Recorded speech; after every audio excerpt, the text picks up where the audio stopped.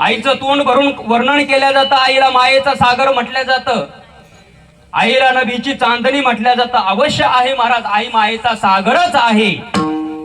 पण आईला जेवढं महत्व आहे ना दादा, तेवढं महत्व बापाला सुद्धा दिलं पाहिजे महाराज. कारण बाप म्हणजे पडद्यामागचा कलाकार असतो महाराज. अरे ज्याप्रमाणे आईला आपल्या डोळ्याच्या जागेवर देवाने डोळे दिले, त्याप्रमाणे बापाला सुद्धा त्या ठिकाणी डोळ्यांच्याच जागेवर डोळे दिले. आईला रडण्याची परवानगी डोळ्यातून दिली ना महाराज, तशी बापाला डोळ्यातून रडण्याची परवानगी नाही दिली देवाने. बाप रडत नाही असं नाही, पण आपल्याला बाप त्या ठिकाणी रडताना दिसत नाही म्हणून आपल्याला बाप दूरचा वाटतो.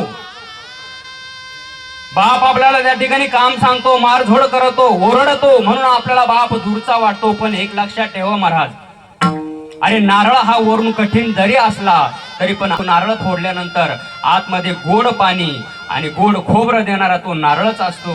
त्या नारळाला मात्र आपण सहज विसरून जातो.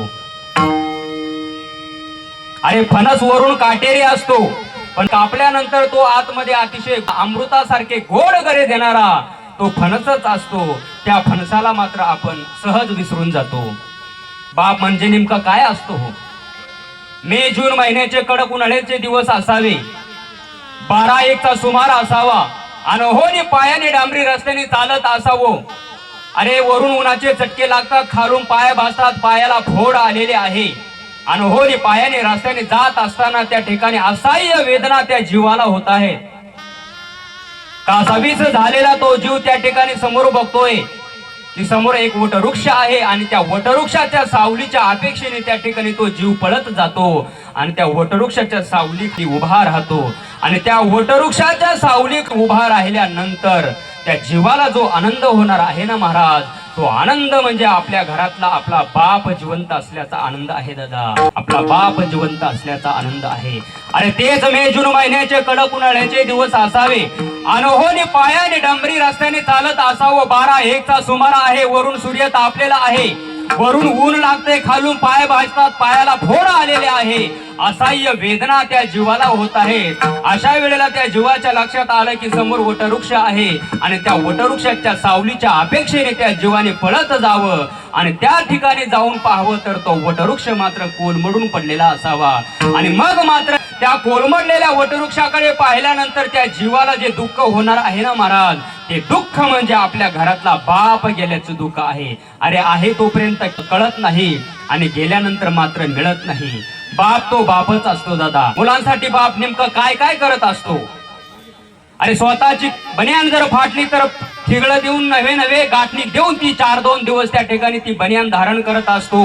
पण आपल्या मुलांना मात्र नवीन कपडे घेण्यासाठी 1000-2000ची नोट मोडणारा बापच असतो. आणि त्याच बापाला मात्र आपण सहज विसरून जातो. शोकांतिका आहे. अरे त्या बापाची जर चप्पल तुटली तर त्या ठिकाणी चंभाराकडे जाऊन 4-2 खेळे मारून 1-2 महिने त्या चप्पलवरती वागवतो. पण आपल्या मुलांना नवीन शूज घेण्यासाठी 1000-2000ची नोट मोडणारा बाप मात्र आपण सहज विसरून जातो. शोकांतिका आहे. अरे त्या बापाच्या दाढीचा साबण जर संपला ना दादा, कधी नवीन साबण आणत नाही. कपड्याच्या साबणाने त्या ठिकाणी तो बाप दाढी खरवडत असतो. पण आपल्या मुलांना सलून मध्ये जाण्याकरता, हेअरस्टाईल करण्याकरता 100-200ची नोट मोडणारा बापच असतो. त्या बापाला मात्र आपण सहज विसरून जातो. शोकांतिका आहे. काय करत नाही हो आपल्या जीवनामध्ये तो बाप. अरे रात्रीचा दिवस, दिवसाची रात्र, हाडाचे काढ, रात्रंदिवस राबतो आणि फक्त आपल्या मुलांच्या शिक्षणासाठी, आपल्या मुलांवर संस्कार करण्यासाठी रात्रीचा दिवस करणारा तो बापच असतो महाराज. कारण या जगाच्या पाठीवर सर्वात स्वाभिमानी जात कोणती असेल ना दादा, ती फक्त बापाची जात आहे. कारण तुमच्या खिशामध्ये किती करोडो रुपये आहे याला जीवनामध्ये काही किंमत नाही महाराज.